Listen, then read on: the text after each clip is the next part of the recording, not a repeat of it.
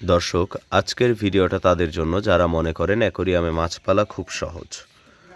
এই যে এখানে দেখতে পাচ্ছেন, এখানে আছে আমার ব্লু ভেলভেট শ্রিম্প, এখানে আছে রেড চেরি শ্রিম্প, আর এগুলো মিক্স বাচ্চা হয়েছে তাই হোয়াইট কালার হয়ে গেছে, এগুলোকে আলাদা করেছি।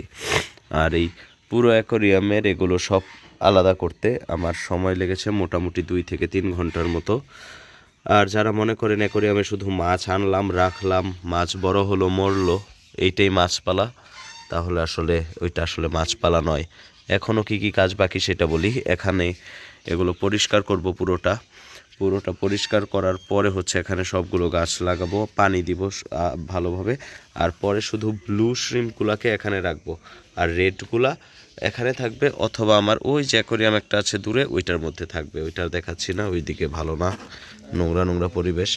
আর এটার ভিতরে একটু দেখায় আপনাদেরকে কি পরিমাণে শ্রিম্প আছে। দেখুন কি পরিমাণে শ্রিম্প। আর এখানে দেখুন, এখানে যদি দেখাই তাহলে দেখতে পারবেন এখানে কি পরিমাণে মিক্স বাচ্চা হয়েছে, কারণ সবগুলো শ্রিম্প আমি একসাথে রেখেছিলাম, রেড ব্লু সবগুলো শ্রিম্প একসাথে রেখেছিলাম মতো এমন হয়েছে, বাচ্চাগুলো সব সাদা হয়ে গেছে, তাই এগুলোকে আলাদা করছি। আর আমার ইয়েলো শ্রিম্পের কোনো বাচ্চা হয়নি, তাই ইয়েলো শ্রিম্প হচ্ছে এবার ঢাকা গিয়ে কিনবো। আর দেখতেই পাচ্ছেন পরিবেশটা খুব সুন্দর।